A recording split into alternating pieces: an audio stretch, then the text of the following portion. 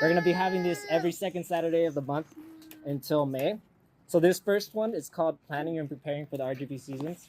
So first, to start, my name is Mario Fierro. I'm a programs specialist here with the Agroecology Department. We passed out a few handouts that we're going to be going over throughout the workshop. We're going to be using these to take home with us, right, and use what we've learned today to, whether you're already growing right now, or you've grown in the past, or this is going to be the first time that you're going to be growing. This is a good time to ask questions and, of course, connect with us. The planting calendar that you all got has our website in the back, and that's what I'm actually going to take a moment to show you all. Grower's Guide, which is available. So on the back of the planting calendar is the RGV Agroecology website. Thank you, Bianca. And so this is going to cover a lot of we've been working on this for a year now. It's going to cover a lot of what we're going to be going over in this workshop, more in depth. And it's also going to cover other topics that we're going to be continuing to focus on in the months to come. So this is already available on the website for you all to view through PDF. So this will help you a lot with, in addition to what we're going over today. And then, so the hard copies, we're just still getting them, but we'll have a survey at the end. It's a very short survey, just asking if you've learned from what you've learned from the workshop, what you'd like to see. And so when you fill out that survey through the QR code that we have, you just fill it out on the phone, you'll be entered in a chance to win one of these in hard copy as well. And this will be after every workshop. You'll be entered in a chance. So, and then I want to, before we start with the content of the day, if you come to 5 of these workshops throughout the season, because we have all the way until December and then January through May, after 5 of them, you get a certificate through the university. And so that's a resume builder that you can use if you're working in this type of work, or as you continue developing as a gardener or grower, this credential can help you expand your opportunities in that sense. So yes, I encourage you all to continue to come as you can. And with that, we're going to start to just focus on the climates of the RGV as we go into more specifics on setting up and preparing to for what we're going to be planting. My name is Maria. We're talking about our subtropical climate here in the RGV that allows us to grow. It's just That means that we have hot summers, we have mild winters, and we have just like the right amount of humidity for our produce to grow. I think it's a little bit more ideal than other subtropical places. It's not ideal for us. I'm sweating so much. We just carried the chair over here and I'm like drenched. But it creates a great environment and ecosystem for our plants to thrive throughout here. So I think that's a very awesome thing that the RGV has to offer for people in the agricultural department, especially when we start really focusing on the seasons and growing with the seasons. You could see how abundant like your garden can truly be. So we have about 3 to 4 different seasons. We have a cool season, which is between November and January. We have our transitional month, which is between October and February, and those are the times where you kind of have to really take a look at the forecast and see, is it going to be a hot transition month, or are we going to have a cooler transition month? And so around that time, it's a really good thing to check your forecast and check the NOAA, the NOAA forecast. They have a long-term forecast on there, and that could really help you take a look at what's going to be coming up for you in your garden for the next couple months to see, should I stop planting my warm season things already, or the things that can handle a little bit of heat? Should I stop because it's going to freeze soon, or is it going to stay a little bit warm so I could push through a little bit longer with those plants? It's all definitely, every season changes, and so being able to understand that it's not always going to be the same, but we kind of fall under the same things. You have to check your forecast to make sure that when you do plan out, you're planning correctly, because it kind of is a little bit discouraging when you plant and you're like, yes, and then things die because, oh, the weather didn't get cold when you expected it to. So always check your forecast. It's a great thing to do, especially between that transitional period and when it gets closer to like when it's going to frost.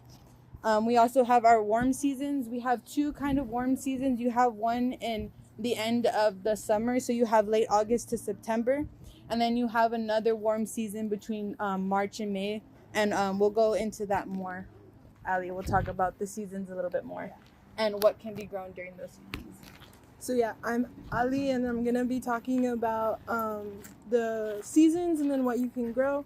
So like Maria was saying, for warm seasons, it's going to be through March through May, and then late August through September. So we're actually coming up on the warm season right now. We usually do okra, tomato, pepper, and cucumber. And if you guys can follow along on your little thing too, because there's also other recommendations, but I'm only gonna go over certain ones. Well, then we have our cool season, and that's November through January. And so these can tolerate the RGV winter, but they can't tolerate our heat. But if there is a frost, you should still cover your vegetables just in case. And that's going to be our brassicas, like broccoli, cabbage. We have spinach, onion, lettuce, and carrots that we usually grow too. Then we go into like the heat resistant crops, and that's going to be through June through early August.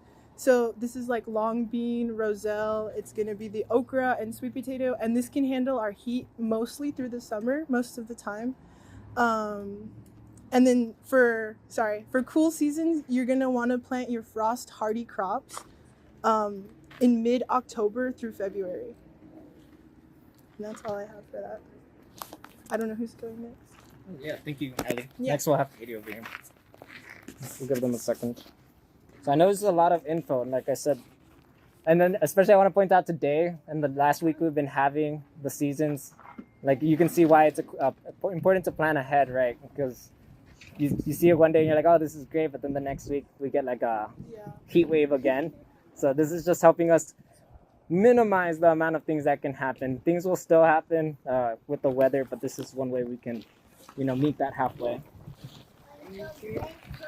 Good morning, everyone. My name is Katie Amalor. I'm a student and I work here at the Hub of Prosperity. And I'm just going to talk a little bit about soil preparation. Also, we're so glad to have everyone back at the Hub. It's great to start the season and see that people are eager to learn. And if y'all have any tips for us or anything, we're always open to it. And I'm always ready to learn new things. So first of all, I think of soil kind of as the little bed that we're prepping, like an actual little bed, a little comforter for our seeds and a nice mattress, a good pillow. We want everything to be nice for our soil. So to start, here at the Hub, we cover crop. So we like to get some nitrogen in our soil by using beans. So we use cowpeas and we use sun hemp because they're able to pair with the bacteria in the soil. I don't know where we get them, but if y'all where we source bulk cowpea and sun hemp, but it's nice to have it. It's a great way to get nitrogen into our soil. Sun hemp, yes. And we also love compost. I especially really like compost. We'll be having a workshop about composting October 2nd. And it's going to be at the UTRGV Agroecology Garden right down the road. And it's on number 36 on the map. And I'm going to help present that. And we're going to have a fun little activity where we make our own little compost bins.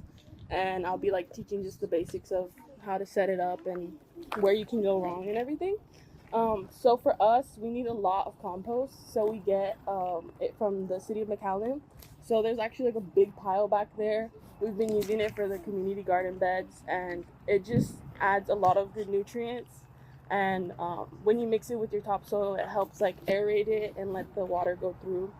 What else do we do? Oh, and then there's also the whole, choice of raised beds, which we have some raised beds here, or planting directly into the ground. And it kind of just depends on what you want or the expenses you want to handle.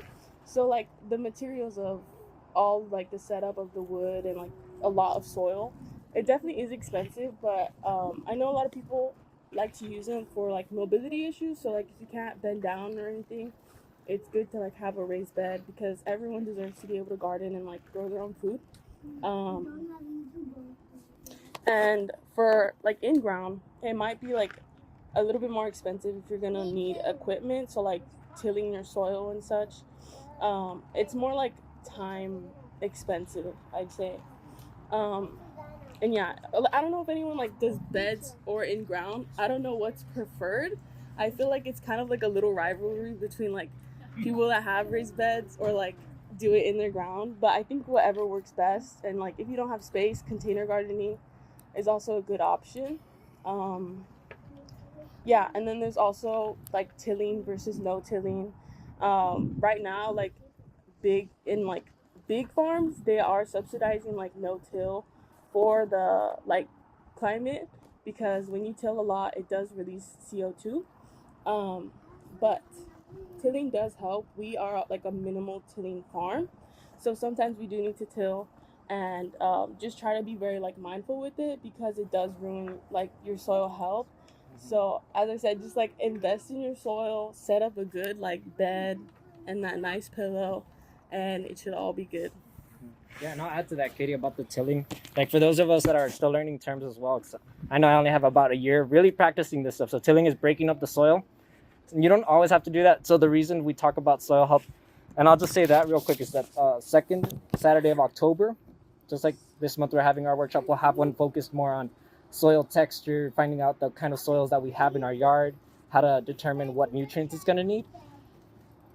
So why we try not to till is that there's fungal networks in the ground. There's different bacteria that are in that soil that are actively working to make these nutrients that we amend.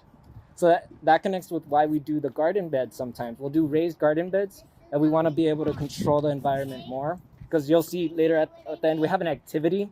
That activity will show us the mixtures that we can make to have a proper drainage in the garden bed. Because when you have it in the ground, like we say, if the soil hasn't been worked before, you can break it up, or you can start adding layers of compost, which is just decomposed organic material. You can get that from the city of McAllen.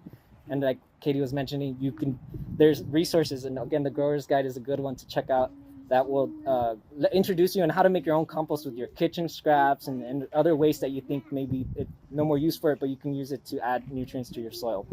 So yes, tilling, just breaking up the soil. Sometimes we can get away with not doing that, but just creating layers, even in ground. I could add on to that. A good way to do that, we actually recently had, not recently, but our last workshop, we had one about making hugelkulturs, and you basically just lay down like scrap tree branches and cardboard and things that you have.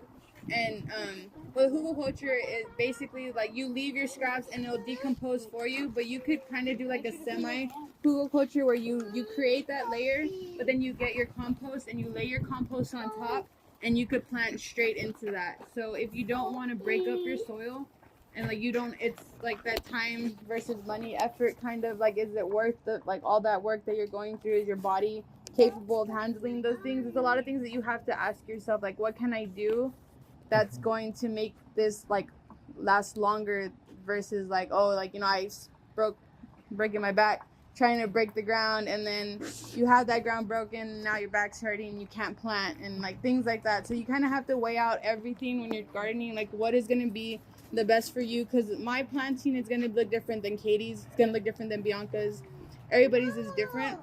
So I think that's like one of the most wonderful things about gardening, is that there's no one way to do it. I mean, yes, follow the seasons, but like creating your setup could look so many different ways, and I think that's really awesome. But yeah, even in your raised beds, say you do need it higher, you can also just make that mini hugel in your bed and then lay your compost over. Same thing, you don't have to fill up that huge bed with soil. You could fill it halfway, 3/4 of a way with tree branches, cardboard, things like that, organic matter that will break down eventually. But using that could also help with the money costs, because I mean, there's trees in your front yard, and if not, people have them thrown on the side of the road. Like all of that is useful to you. So just want to throw that out there. And also, this is a cowpea. It's a little crazy right now, but this is a cowpea.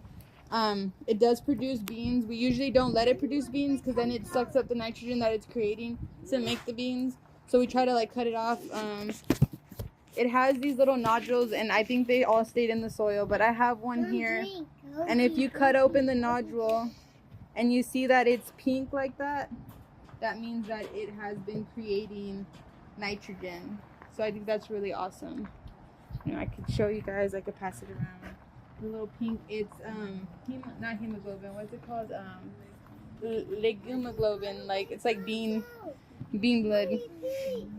But yeah, so it's like an anaerobic conditions inside of the nodule that allow the bacteria to create nitrogen, and then it goes back into your soil when you knock it down. And ultimately, this is like a cheaper, I guess, easier way to put nitrogen into your soil.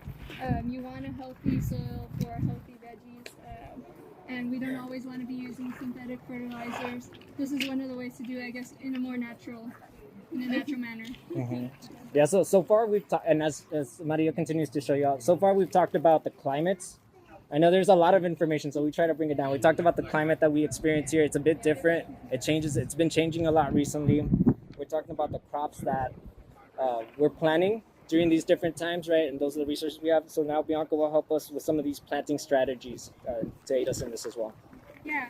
So I'm Bianca. We're going to talk about the planting strategies, and how Mario was saying, we're thinking a lot about climate and how unstable it can be, and one of the ways to ensure that we get good crop and we're doing gardening in a mindful, environmentally conscious way is to plant with the seasons. And how Ali was saying, we have a planting calendar. We've got essentially 3 main seasons in the valley here. We've got our cool season, which is in the late fall, and we've got our warm season in the spring, late spring, and then we've got our transition periods, and then we have summer, which is probably the longest and hardest season here. And what we do is we plan based on the months. Usually we start planting in September, and that can really depend what type of planting you're doing, whether you're doing direct seeding or transplanting. So ideally transplants, you start them a month before you want the plant in the ground. So if you wanted peppers in September, this is early fall, so it's a warm season still, and peppers are a warm season crop. Peppers take 2 months to be in transplants until they're ready to go in the ground. So you'd want to start them in July to get them in September. Yeah, to get them in the ground in September so that they're big enough and hardy enough and they don't die.